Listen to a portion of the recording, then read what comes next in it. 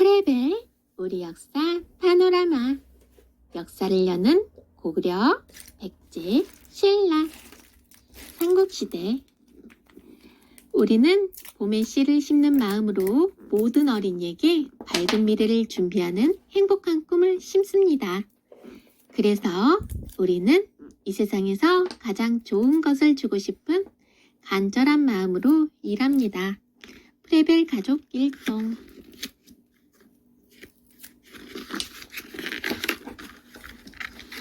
작은 나라를 세운 고조선 사람들.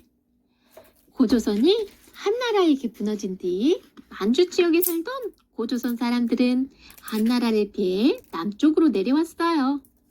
한반도 중부와 남부에는 넓은 들과 강이 있고 날씨가 따뜻해서 농사를 짓기 알맞았지요. 고조선 사람들은 남쪽으로 내려가다 살기 좋은 곳이 나오면 모여서 마을을 이루고 작은 나라를 세웠답니다. 한반도는 세면이 바다로 둘러싸이고 한면은 육지에 이어진 우리나라 땅을 말해요. 철기의 전래. 고조선 사람들이 한나라 사람들을 피해서 남쪽으로 내려올 때 함께 가지고 내려온 것들이 있었어요. 바로 철로 만들어진 그릇이나 기구인 절기랍니다. 사람들은 단단한 철로 만든 농기구를 만들어 쓰면서 더욱 편하게 농사 지을 수 있었고 전쟁 때 더욱 강한 무기를 사용할 수 있었답니다. 우와! 철로 만든 괭이를 쓰니 씨를 심는 게 훨씬 쉬워졌어. 만세! 철로 만든 낫으로 베니 벼가 술술 베어지네. 이제부터 남쪽은 우리가 다스리겠다. 고마운 철이 무기로 변할 줄이야. 역사 플러스. 철로 만든 따비와 도끼. 철로 만들어진 따비와 도끼예요. 따비는 씨앗을 심기 전에 논이나 밭을 갈 때 쓰는 농기구이지요. 철로 만든 도끼는 나무를 베거나 토막 낼 때 썼어요. 가뭄 걱정을 덜어준 저수지. 저수지는 물을 모아두기 위해서 강이나 시내에 골짜기를 막아 만든 커다란 연못이에요. 저수지가 있으면 비가 너무 많이 오거나 오랫동안 비가 오지 않아도 농사를 망칠 걱정이 없었지요. 벽골제, 을임지, 수산제는 우리나라의 3대 저수지로 불린답니다. 벽골제. 벽골제는 백제의 제11대 왕인 비류왕 때 만들어진 것으로 짐작돼요. 지금은 전라북도 김제에 만들어졌지요. 문을 가둬 놓을 수 있는 공간의 크기가 매우 큰 것으로 보아 왕의 명령으로 나라에서 만든 것으로 생각된답니다. 을임지. 을임지는 신라의 제48대 왕인 경문왕 때 지금은 충청북도 제천에 만들어졌어요. 너무 깊어 깊이를 잴 수 없다고 할 정도로 매우 깊었어요. 을임지는 예로부터 경치가 매우 좋은 곳으로 이름나 있어 을임지가 있는 충청도를 을임지의 서쪽이란 뜻으로 호서라고 부르기도 했답니다. 수산제. 삼국지 위지 동이전에 벼농사를 짓는 지역에 대한 이야기가 있는데 벼농사를 짓는 지역의 이름들 가운데 수산제와 비슷한 곳이 많아요. 그래서 수산제는 사만때에 만들어진 것으로 짐작돼요. 수산제는 지금의 경상남도 밀양에 만들어졌지만 500여 년 전에 사라졌어요. 다만 수산제의 둘레가 20리 약 8km였다는 것으로 보아 매우 큰 저수지였음을 알 수 있답니다.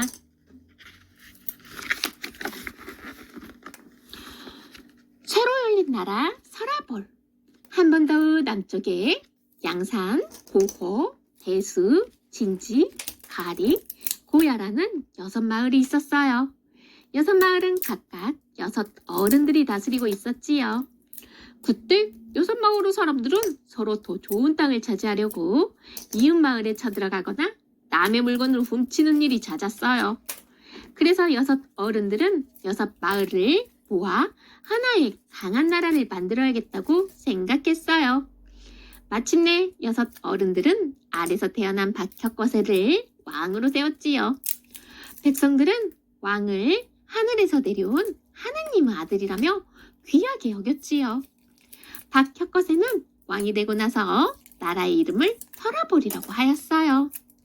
이 서라벌이 훗날 고구려와 백제를 무너뜨리고 오랜 옛날 역사를 이어가는 신라의 시작이었답니다. 진안, 사로국, 육촌, 그리고 박혁거세. 우리나라 남쪽에는 마한, 진안, 변안이라는 세 나라가 있었어요. 마한은 다시 54개의 나라로 이루어졌고 진안과 변안도 각각 12개의 나라로 이루어져 있었지요.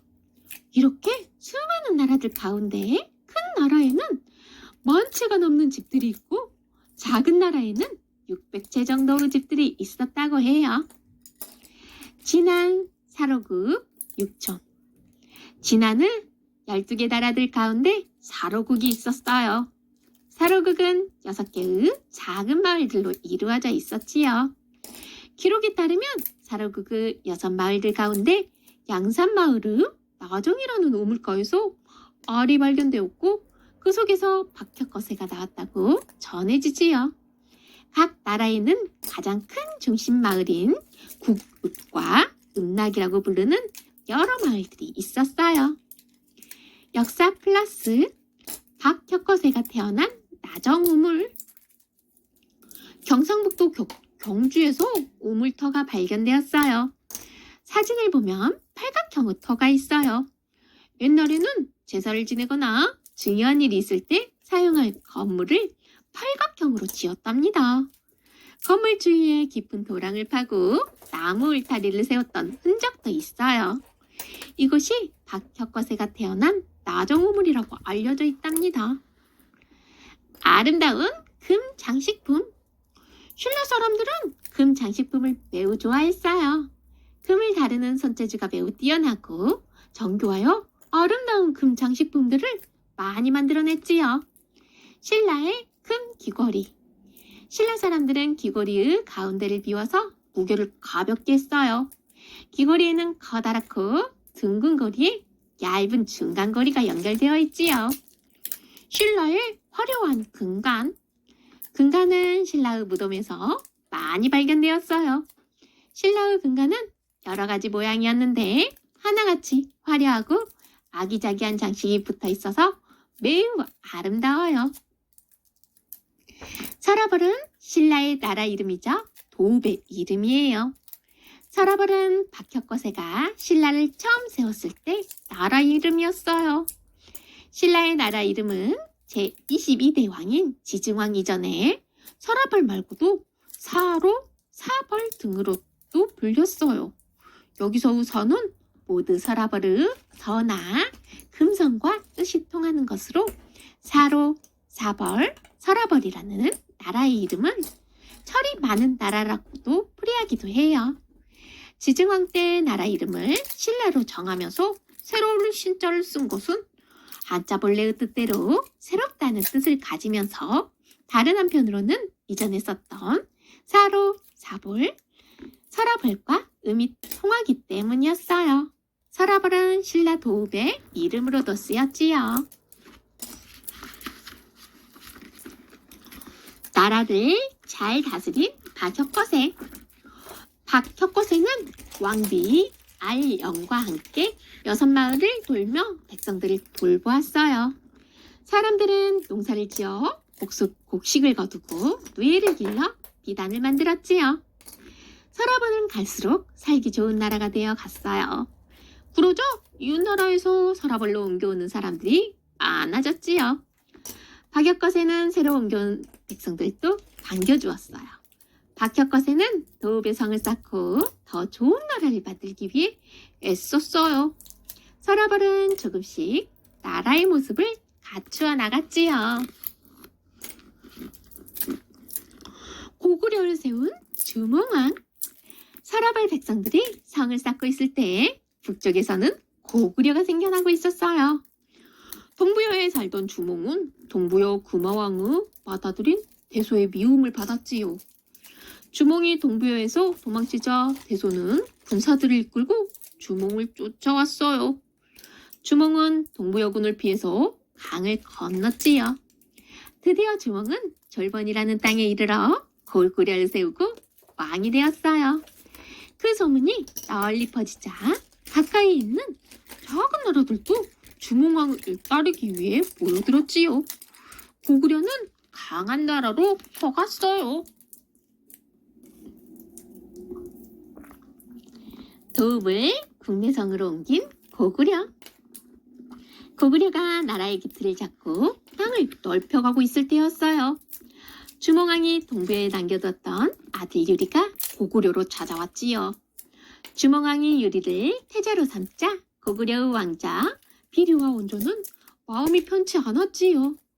비류와 온조는 더 이상 고구려에 있을 수 없다고 생각하고 고구려를 떠나 새로운 곳에 나라를 세우기로 마음먹었어요. 훗날 주몽왕이 세상을 떠나자 고구려 사람들은 매우 슬퍼하며 주몽왕을 동명성왕이라 높여 불렀지요. 동명성왕의 뒤를 이어 태자인 유리가 고구려의 제2대 왕이 되었어요. 유리왕은 고구려의 도읍을 국내성으로 옮겼지요. 국내성은 주변에 물이 흘러 농사를 짓거나 고기잡이를 하기에 좋고 높은 산으로 둘러싸여 있어서 적이 쉽사리 쳐들어올 수 없는 곳이었지요. 유리왕은 국내성을 도읍으로 삼은 뒤 고구려를 더욱 강한 나라로 키웠답니다. 태자란 왕의 자리에 오를 왕자예요. 한강이 흐르는 나라 백제. 한편 고구려의 왕자인 비류와 온조는 어머니 소소노와 함께 신하들과 백성들을 이끌고 남쪽으로 내려갔어요. 한강의 북쪽 땅에 도착한 비류와 온조는 높은 곳에 올라가 주위를 둘러보았지요. 온조는 한강이 가까이 있는 위례성이 나라를 세우기에 가장 좋은 곳이라고 생각했어요. 그런데 비류는 바닷가에 나라를 세우고 싶어 했지요. 비류는 온조를 위례성에 남겨두고 바닷가로 떠났어요. 비류와 온조가 헤어지면서 신하들과 백성들도 둘로 나뉘었지요. 온조는 위례성에 도읍을 정하였어요. 위례성은 동쪽으로는 높은 산이 있고 서쪽으로는 큰 바다가 막고 있으며 남쪽으로는 들판이 펼쳐지고 북쪽으로는 한강이 흘러 도읍으로 아주 좋은 곳이었지요. 온조는 10명의 신하들의 도움으로 나라를 세웠다는 뜻으로 나라 이름을 십제라고 하였어요. 이 십제가 훗날 아름다운 문화를 꽃피우는 백제의 시작이었어요. 위례성은 백제의 도읍이었던 곳으로 위치에 대해서는 여러 가지 의견이 있어요. 위례성은 한성이라고도 불러요. 백제 이야기. 온조가 위례성을 도읍으로 삼고 세운 십제는 뒤에 백제가 되었어요. 백제의 도읍인 위례성은 어디일까요? 백제의 도읍이었던 위례성에 대해서는 여러 가지 의견이 있어요. 첫 번째, 위례성이 지금의 경기도 하남시와 남한산성을 포함하는 지역이라는 의견이 있어요. 그러나 하남시는 동쪽, 서쪽, 남쪽이 막혀 있으며 궁을 지을 때 기본이 되는 남향도 아니에요. 두 번째로 위례성이 지금의 충청남도 천안시 직산면이라는 의견이 있어요. 이곳은 475년에 한성을 고구려 빼앗긴 제22대 왕인 문주왕이 남쪽으로 도망가다가 잠시 머물렀던 곳이기 때문에 위례성으로 짐작되는 것이지요. 세 번째로 위례성을 지금의 서울시 송파구에 있는 풍납토성이나 몽촌토성으로 짐작하는 의견이 있어요. 풍납토성과 몽촌토성에서는 백제의 수많은 유물들이 발견되었지요. 약 500년 동안 백제의 도읍이었던 위례성은 여전히 신비에 쌓여 있답니다. 또 어떤 역사학자들은 위례성 전에 한강 북쪽에 도읍을 정하고 있다가 나라를 세우고 도읍을 13년 만에 위례성으로 옮겼다고 보는 의견도 있답니다. 역사 플러스 몽촌토성. 몽촌토성은 언덕에 흙을 높이 쌓아 올린 성이에요. 언덕 위에는 나무 울타리로 목책을 두르고 동쪽 성 밖으로는 땅을 파고 물을 댄 연못인 해자를 만들었던 흔적이 있어요. 목책은 성서가 처음 발견되었을 때 흔적만 남아 있었어요. 지금 몽촌토성에 있는 목책은 뒤에 새로 만들어진 것이랍니다. 풍납토성. 풍납토성의 둘레는 북벽이 300m, 동벽이 1500m, 남벽이 200m 정도이고 잘려나간 서북벽 250m를 포함하면 모두 2250m 정도예요. 풍납토성의 성벽은 고운 모래를 한 층씩 다져서 쌓았어요. 백제 사람들은 성을 쌓을 때 온 정성을 다해서 쌓았던 것 같아요. 백제의 유물들. 백제는 한강 가까이에 터를 잡았기 때문에 백제의 유물은 한강 주변에서 주로 발견되었어요. 백제의 유물에는 무엇이 있을까요? 풍납토성에서 발견된 청동초두. 청동초두.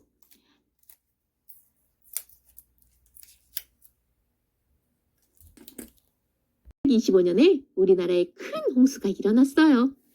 그때 풍납토성의 일부분이 빗물에 씻겨 내려갔지요. 풍납토성이 망가진 곳은 안타까운 일이었지만 그때 많은 백제 유물들이 세상에 알려졌어요. 청동초두도 그때 발견되었답니다. 청동초두는 왕이나 귀족들만 쓰던 물건이에요. 청동초두에 대해서는 여러 가지 의견이 있는데 음식을 끓여 먹는 소치였다고도 하고 제사를 지낼 때 쓰는 그릇이었다고도 해요.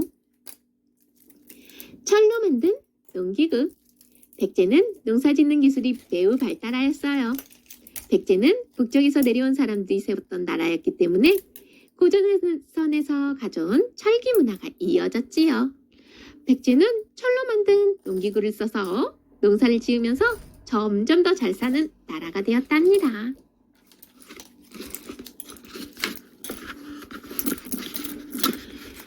백제로 나라 이름을 바꾼 온조왕. 온조와 헤어진 비류는 미추홀이라는 바닷가의 터를 잡았어요. 그곳은 땅이 축축하고 물이 짜서 농사가 잘 되지 않았어요.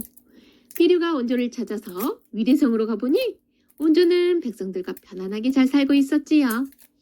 자신의 잘못된 결정을 부끄러워하던 비류는 결국 병을 얻어 세상을 떠나고 말았어요. 그러자 비류를 따라 미추홀로 갔던 백성들이 하나, 둘 위례성으로 모여들었어요. 온조왕은 다시 돌아온 백성들과 함께 나라를 더 크게 키우기 시작했어요. 온조왕은 백성들이 모두 즐거운 마음으로 따랐다는 뜻으로 나라 이름을 백제로 고쳤답니다. 미추홀은 지금은 인천에서 가까운 곳이었어요.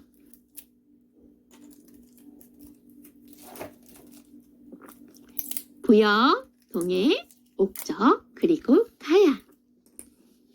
우리나라가 고구려 백제 신라로 나뉘어 있던 시대를 삼국시대라고 불러요.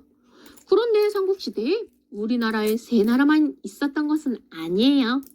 북쪽에는 고구려, 백제와 뿌리가 같은 부여가 있었고 동쪽 바닷가에는 동해와 옥저가 있었어요.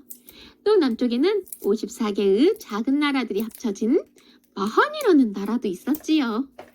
마한은 뒤에 백제와 합쳐졌어요. 김해 지방에는 12개의 작은 나라들이 합쳐진 변한이라는 나라가 있었어요. 변한에는 9마을을 다스리는 9 어른들이 있었지요. 9 어른들은 알에서 태어난 김수로와 5명의 청년들을 왕으로 세우고 나라의 이름을 가야라고 하였어요. 김수로는 가장 큰 금강가야의 수로왕이 되었고 5 청년들은 각각 아라가야, 고령가야, 대가야, 성산가야, 소가야를 다스렸답니다.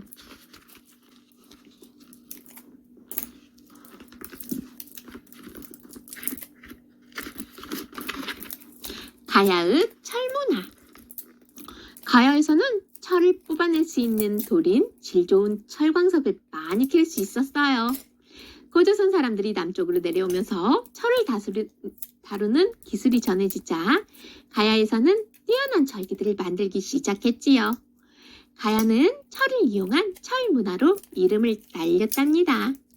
가야의 철기들은 낙랑군, 대방군, 외나라 등으로 팔렸어요. 가야의 철로 된 농기구와 부기는 매우 단단해서 인기가 높았지요. 그런데 가야에서는 철을 농기구나 무기를 만드는 데만 사용한 것은 아니었어요. 화폐 대신 사용한 덩이새. 가야에서는 시장에서 물건을 사고 팔 때 쓰는 돈으로 철을 사용했는데 바로 덩이새예요.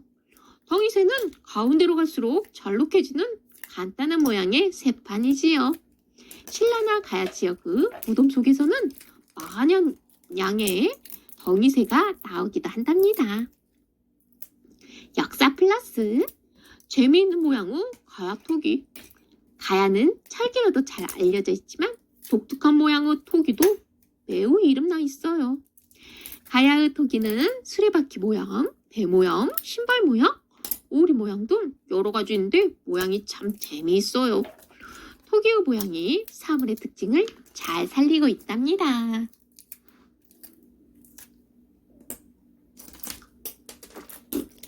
금강가야의 스로왕.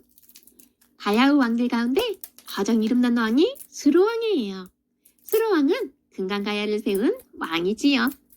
변환을 다스리는 9 어른들이 구지봉에 올라 하늘의 제사를 지내고 춤추고 노래하자 하늘에서 스로왕과 알이 내려왔다고 해요.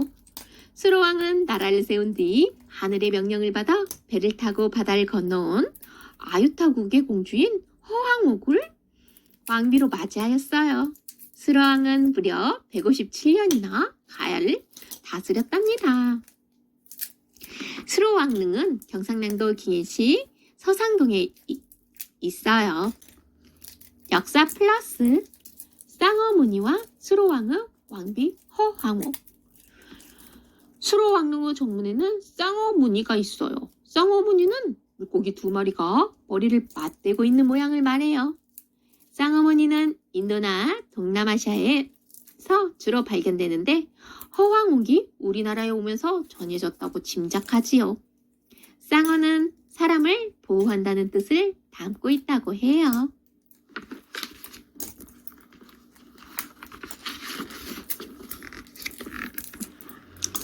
철의 나라 가야. 금강가야의 수로왕은 6가야의 왕들 가운데 우두머리였어요. 수로왕은 인도 아유타국 공주인 허황옥을 왕비로 맞이했지요. 수로왕이 우두머리가 되어 다스리는 가야는 나날이 강해지고 살기 좋아져 신라와 비슷한 힘을 가지게 되었어요. 가야가 빨리 강한 나라가 될 수 있었던 것은 땅의 위치 때문이었지요. 가야는 서해와 남해의 바닷길을 통해서 다른 나라와 쉽게 오갈 수 있었어요. 또한 가야에서는 철이 넉넉해서 철로 만든 농기구나 무기들을 많이 만들 수 있었답니다. 가야는 철을 이웃나라에 팔면서 부자 나라가 되었어요.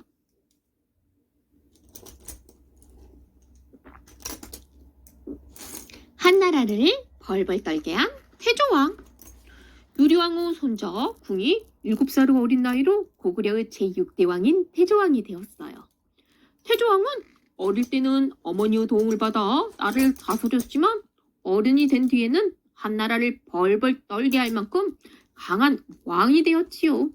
태조왕은 한나라에게 빼앗긴 고조선 땅을 모조리 되찾기 위해 군사들을 모아 한나라에 쳐들어갔어요. 점점 강해지는 고구려. 고구려는 갈수록 땅을 넓히고 나라의 힘을 강하게 만들었어요. 어린 나이에 왕이 된 태조왕도 고구려를 더욱 강하게 만든 왕이지요. 고구려의 힘을 키워 나라를 크게 넓혔던 태조왕에 대해 알아볼까요?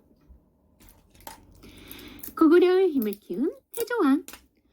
유리왕의 손자인 태조왕은 56년에 동옥절을 무너뜨리고 고구려 땅을 동해까지 넓혔어요.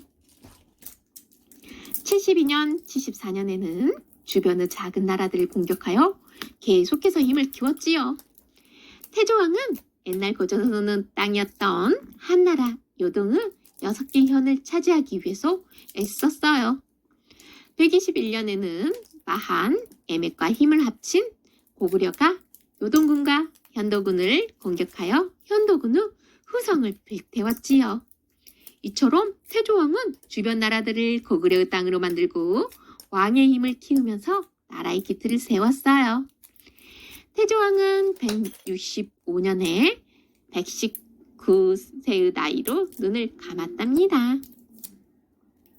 역사 플러스 서로 힘을 겨룬 고구려와 동부여. 고구려는 동부에서 갈라져 나왔지만 점점 큰 나라가 되어갔어요. 그러자 차츰 고구려와 동부여가 서로 부딪히게 되었지요. 고구려는 후한과 싸워 고조선의 땅을 차지하고 싶었지만 동부여는 후한과 친구의 나라로 지냈어요. 고구려는 동부여와 사이가 갈수록 나빠져 제3대 왕인 대무신왕 때에는 고구려의 장군 괴유가 동부여의 대소왕을 죽였답니다. 유물로 할 수 있는 고구려. 고구려의 무덤에 그려진 벽화나 여러 유물들을 살펴보면 고구려의 역사와 생활 모습을 알 수 있어요. 농사의 신. 고구려의 무덤 벽화를 보면 손에 이삭을 들고 있는 사람들이 그려진 모습이 있어요. 벽화 속에 나타난 이삭을 든 사람들은 고구려 사람들이 그린 농사의 신이랍니다. 농사를 짓고 살던 고구려 백성들이 농사가 잘 되기를 바라는 마음으로 농사의 신을 그렸던 것으로 생각되지요.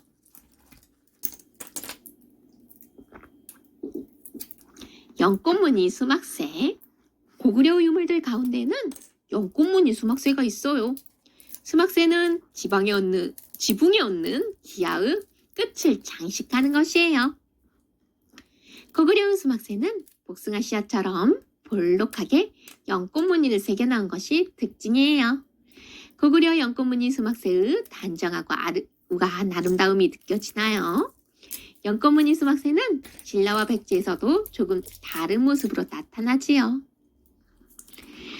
고구려 무덤 벽화 속의 환두대도. 평안남도 강서군 약수리에 있는 고구려 무덤 벽화에는 무덤의 문을 지키는 문지기 그림이 있어요. 한 손에는 환두대도라는 큰 칼을 들고 있지요. 환두대도는 고리자루 큰 칼이라고도 불리는데 이 벽화를 통해 고구려 칼의 모습을 살펴볼 수 있지요. 고구려 사람들이 얼마나 용감했는지 생생하게 느껴지지 않나요? 귀족과 하인. 평안남도 강서군 수산리에 있는 고구려 무덤 벽화에는 키가 큰 사람들과 키가 작은 사람들이 골고루 나와요. 키가 큰 사람들은 귀족들이고 키가 작은 사람들은 노비들이라고 해요. 고구려의 귀족들이 노비를 두고 마음대로 부리면서 고아롭게 살았음을 알 수 있답니다.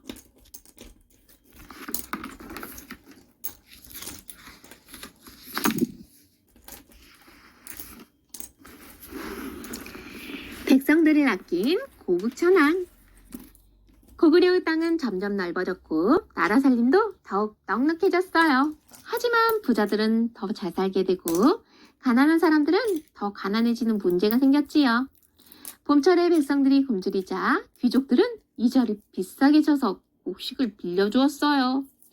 가난한 백성들이 빌려간 곡식을 가을에 갚지 못하면 귀족들은 곡식을 받는 대신에 그 백성들은 땅과 재산을 아주 싸게 사들였지요.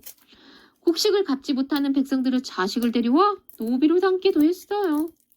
고구려의 제9대 왕인 고국천왕은 가난한 백성들의 처지를 무척 안타깝게 여겼지요. 고국천왕은 불쌍한 백성들을 돌보기 위해 지혜롭기로 소문난 백성인 을파소를 국상으로 삼았어요. 노비는 주인이 마음대로 부릴 수 있도록 평생토록 종이 되는 사람이에요. 국상은 지금의 국무총리예요. 진대법을 만든 국상 을파소. 귀족들은 백성인 을파소가 국상이 되자 크게 반대했어요. 하지만 고국천왕은 을파소를 끝까지 믿었지요. 을파소는 194년에 진대법이라는 제도를 만들었어요. 진대법은 3월에서 7월 사이에 먹을 것이 떨어진 백성들에게 나라의 곡식을 빌려주고 10월에 되돌려 받던 제도예요.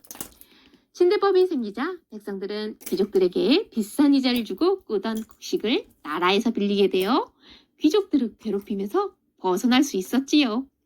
이 소식이 주변 나라에까지 널리 알려지자 너도 나도 고구려 백성이 되려고 모여들었어요. 지혜로운 고국천왕과 을파소 덕분에 고구려는 더 큰 나라가 되었답니다.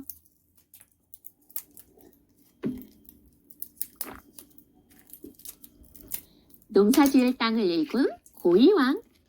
백제에는 지혜롭기로 소문난 고이왕이 있었어요. 백제의 제8대 왕인 고이왕은 한강의 남쪽 지역에 있는 늪지대의 버려진 땅이 벼농사를 짓기 알맞다는 것을 알았어요. 그래서 쓸모없던 땅을 백성들에게 나누어 주었지요. 땅을 갖게 된 백성들은 정성껏 땅을 일구어 벼를 가꾸었어요. 가을이 되자 백성들은 그렇게 익은 벼를 거두어 들이면서 매우 기뻐했답니다. 고이왕 덕분에 한강 주변의 백제 백성들은 걱정 없이 살게 되었지요.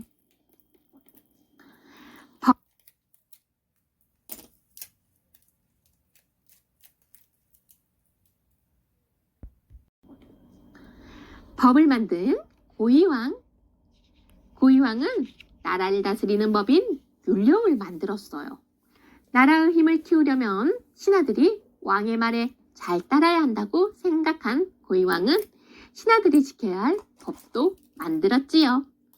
고이왕은 신하가 자신의 신분을 이용하여 옳지 못한 돈이나 물건을 받으면 큰 벌을 주었어요. 돈이나 물건을 받은 신하는 받은 것의 3배를 물어내게 하고 다시는 벼슬을 못하게 하였지요.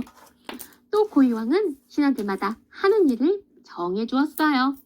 신하들의 벼슬을 16개로 나누어 저마다 차이를 두었지요. 또한 벼슬에 따라 신하들이 입는 옷도 정해주었답니다. 백제는 고이왕이 만든 법을 따르면서 더욱 튼튼해졌어요.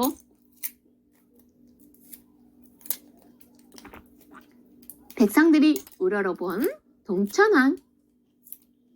고이왕이 백제를 다스릴 때 고구려는 제11대 왕인 동천왕이 나라를 다스리고 있었어요. 동천왕은 마음이 너그럽고 어지럽으며 나라 일도 잘 돌봐서 백성들의 사랑을 한몸에 받았지요. 동천왕 때 고구려 백성들은 편안하고 걱정 없는 날들을 보냈어요. 그러던 246년에 위나라의 장수 관국어임이 고구려에 쳐들어왔어요. 동천왕은 군사 2만 명을 이끌고 직접 싸움터에 나갔지요. 동천왕이 이끈 고구려군은 위나라군을 물리치고 크게 이겼어요. 고구려군은 도망가는 위나라군을 끝까지 쫓아가 무찔렀지요. 그런데 고구려가 위나라와 싸움에서 크게 이기자 동천왕은 위나라를 얕보기 시작했어요. 충신들을 거느린 동천왕. 동천왕은 곧 고구려의 강한 기병 5,000명을 이끌고 위나라군을 다시 공격했어요. 그런데 위나라군이 사방에서 고구려군을 둘러싸고 공격하자 수많은 고구려 군사들이 목숨을 잃었어요. 동천왕은 1000여 명의 군사들을 데리고 가까스로 도망쳤지만 동천왕도 목숨이 위태로워졌지요. 그때 고구려의 중신 미루가 위나라군을 막아 동천왕은 안전한 곳으로 몸을 피할 수 있었어요. 하지만 위나라군은 계속 고구려군을 뒤쫓아왔어요. 상황이 어렵게 되자 이번에는 또 다른 고구려의 중신 유유가 위나라 장군을 찾아갔어요. 유유는 거짓으로 위나라의 무릎을 꿇은 뒤 위나라 장군을 없애고 자신도 목숨을 끊었지요. 지혜롭고 용감한 신하들 덕분에 동천왕은 위나라군을 가까스로 물리칠 수 있었답니다. 기병은 말을 타고 싸우는 군사예요. 충신은 나라와 왕을 위하여 마음에서 우러나오는 정성을 바치는 신하예요.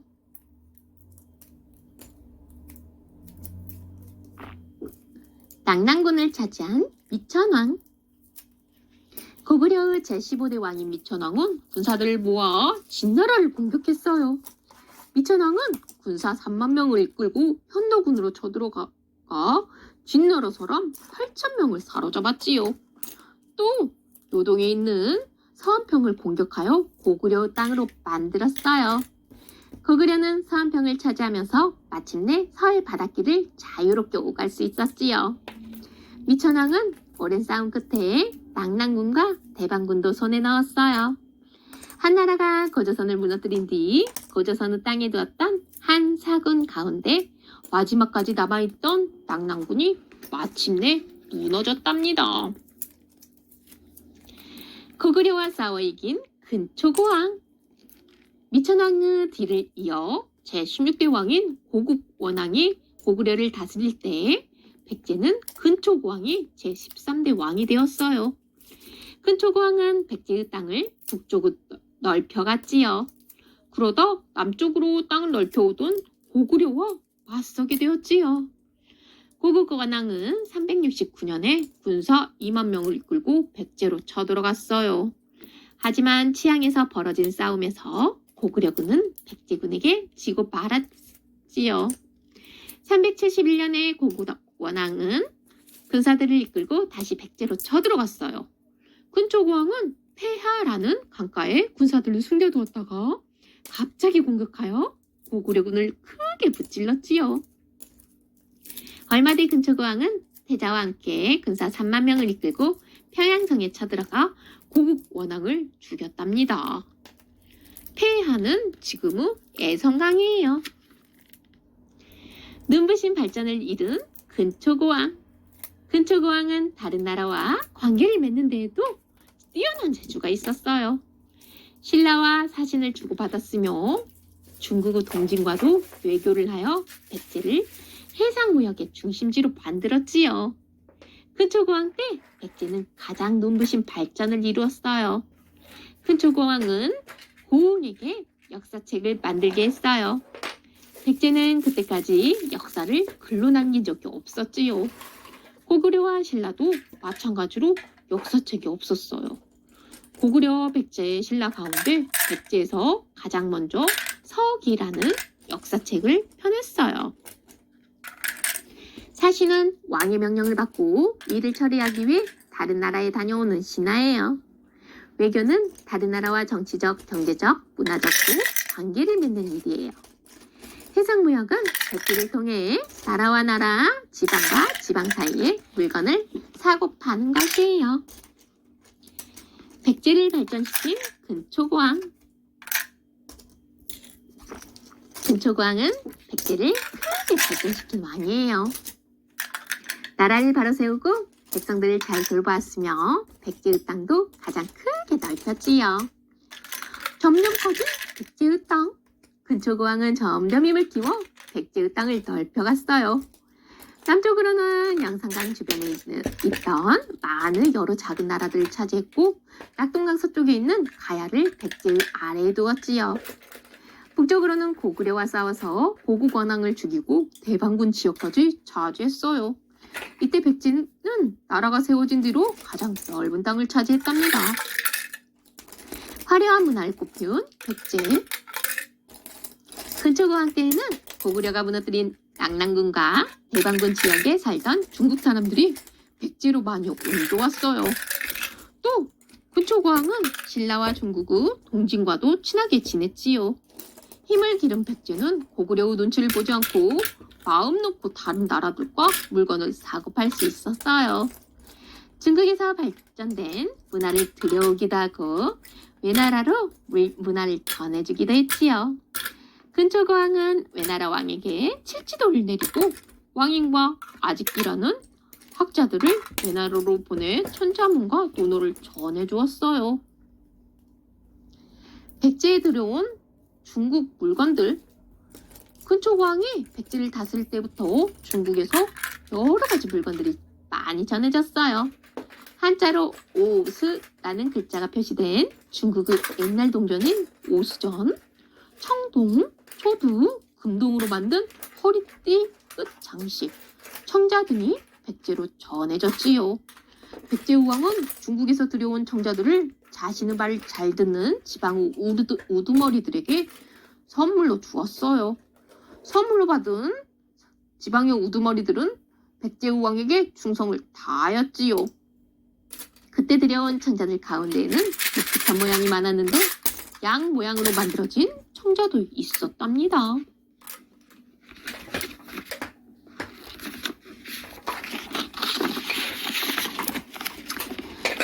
나라의 기틀을 마련한 소스림왕. 한편 고구려는 고국은 원왕의 뒤를 이어 제7대 왕인 소스림 왕이 나라를 다스렸어요. 소스림 왕은 백제와의 싸움에서 승진 아버지 고국원왕을 생각하며 고구려를 강한 나라로 만들어갔지요. 소스림 왕은 372년에 나라가 운영하는 학교인 태학을 세웠어요. 고구려의 힘을 키우기 위해서는 뛰어난 사람들을 길러내는 일이 중요했지요. 태학에서는 유교 경전과 문학 등을 가르쳤답니다. 경전은 종교의 바탕이 되는 가르침을 적은 책이에요. 소스림 왕은 나라의 법을 정리하고 바로잡아 율령을 만들었어요. 율령이 생기자 같은 죄를 짓고도 다르게 벌을 받는 억울한 일들이 사라졌지요. 또한 소스림 왕은 나라를 편안하게 하고 백성들을 잘 다스리기 위해 고구려에서 처음으로 불교를 받아들였어요. 그리고 스님인 순도와 아도를 위해 초문사와 이불난사라는 절을 지어주었지요. 소스림 왕의 노력으로 나라는 점점 편안해졌고 고구려가 강한 나라가 되는 기틀을 마련하였답니다. 고구려의 기틀을 마련한 소스림 왕. 고구려의 소스림 왕은 백제와의 싸움에서 원왕이 목숨을 잃은 뒤 나라가 어지러워지는 것을 막고 백성들을 잘 살게 하기 위해 나라의 기틀을 차근차근 잡아나가기 시작했어요. 소스림 왕은 기록으로 전해지는 우리나라의 첫 번째 학교인 태학을 세우고 유교를 널리 알렸어요. 그리고 나라를 다스리는 법인 율령을 만들어 백성들에게 퍼뜨렸지요. 또 소스림 왕은 중국의 전진과 친하게 지내면서 전진으로부터 불교를 받아들이기도 했어요. 소스림 왕의 이런 노력들로 고구려의 힘은 더욱 강해졌답니다. 역사 플러스 일반 백성들이 다녔던 학교 경당. 고구려의 태학에는 귀족들의 자식들만 다닐 수 있었어요. 반면 일반 백성들은 스스로 태학과 비슷한 작은 학교를 마을에 만들었는데 이 학교를 경당이라고 불렀지요. 경당에 대한 기록을 보면 거리마다 큰 집을 세워 결혼하지 않은 남자들에게 부회를 가르쳤다고 해요. 그때 경당에서는 신분이 매우 낮았던 말 먹이꾼의 자식들까지 또 가르쳤답니다. 백제와 신라의 율령. 고구려와 마찬가지로 백제와 신라에도 율령이 있었어요. 백제는 고이왕이 나라를 다스리던 260년에 신라는 법흥왕이 나라를 다스리던 520년에 율령을 만들었지요. 백제와 신라는 율령을 만들면서 관복의 색도 정했어요. 벼슬의 높낮이에 따라 관복의 색을 다르게 정한 것이지요. 율령을 만드는 것은 나라의 질서를 바로잡아 튼튼한 나라를 만들겠다는 왕의 의지를 보여주는 것이랍니다. 불교를 발전시킨 소스림 왕. 소스림 왕은 중국의 전진에서 보낸 2명의 스님을 받아들였어요. 바로 순도와 아도예요. 순도는 고구려에 올 때 불상과 불교 경전을 가지고 와서 전해주었지요. 소스림 왕이 불교를 발전시킨 이유는 불교를 통해서 고구려 백성들을 하나로 모으고 싶었기 때문이에요. 소스림 왕이 애쓴 덕분에 고구려의 불교가 발전하게 되었답니다. 역사 플러스 금동 미륵보살 방가상. 금동 미륵보살 방가상은 한 다리를 다른 쪽 무릎 위에 얹고 손가락을 뺨에 댄 채 생각에 잠긴 모습을 하고 있어요. 머리에 쓴 관에는 연꽃잎 모양, 고사리 모양, 해와 달 모양 등이 장식되어 있지요. 전체적으로 매끄럽게 조각되어 있어서 우아하게 느껴진답니다. 삼국시대의 불교 조각을 대표한 작품인데 어느 나라에서 만든 것인지는 확실하지 않아요. 금동 신묘명 삼존불상. 금동 신묘명 삼존불상 뒷면에 써있는 글을 보면 5사람이 모여서 스승과 부모를 위해 불상을 만들었다고 해요.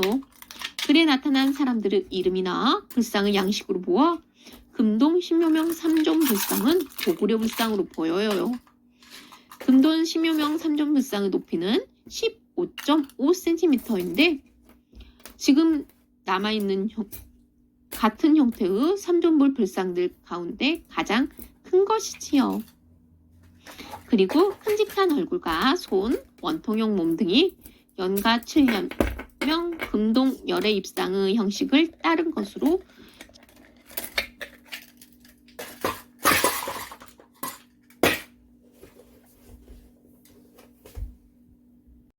짐작된답니다.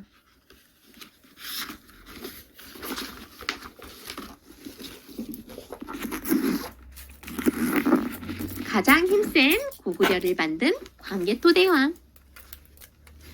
고구려의 제19대 왕이 된 광개토대왕은 가장 먼저 백제의 북쪽을 쳐서 한 달 만에 10개의 성을 차지했어요. 한강 북쪽의 땅과 황해도 지역을 모두 되찾은 것이었지요. 그의 겨울에 광개토대왕은 백제의 중요한 지역인 관미성을 공격하여 단 20일 만에 빼앗기도 했어요. 관미성이 무너지자 고구려에서 백제의 도읍인 위례성으로 가는 길이 열렸지요. 그러자 광개토대왕이 직접 군사들을 이끌고 백제로가 위례성을 둘러쌌어요.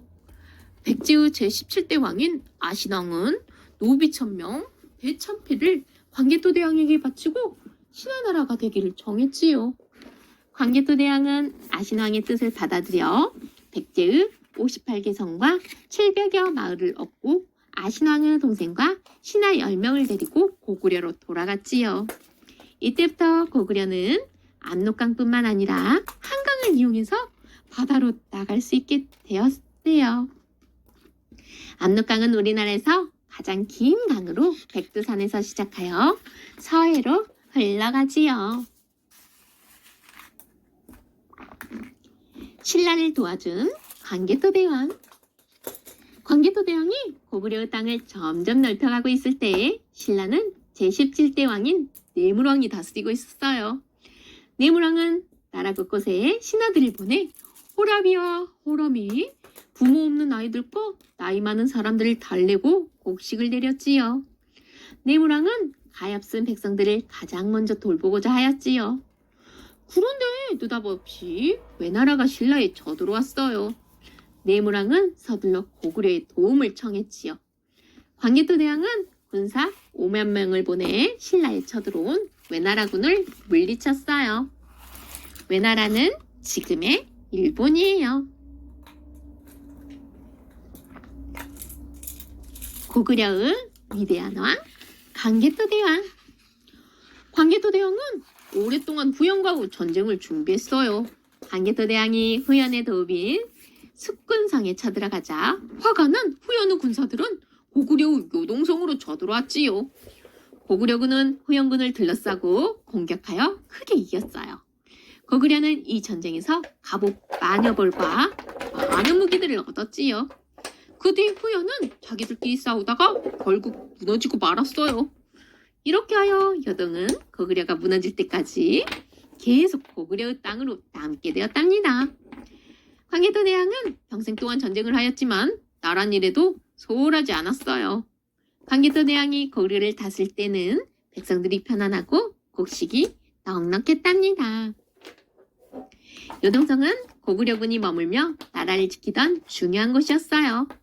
지금은 안타깝게도 중국의 땅이 되었지요. 서로 힘을 겨루며 커가는 세 나라.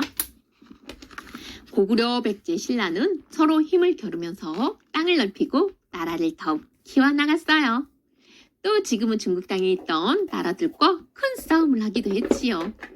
북쪽에 자리 잡은 고구려는 지금의 중국 땅에 있던 큰 나라들을 막아주어 백제와 신라가 커가는 것을 도와주었어요.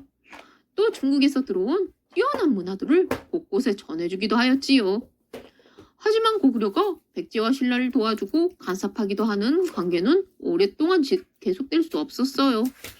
백제와 신라도 고구려처럼 커다란 나라가 되기를 꿈꿨기 때문이지요.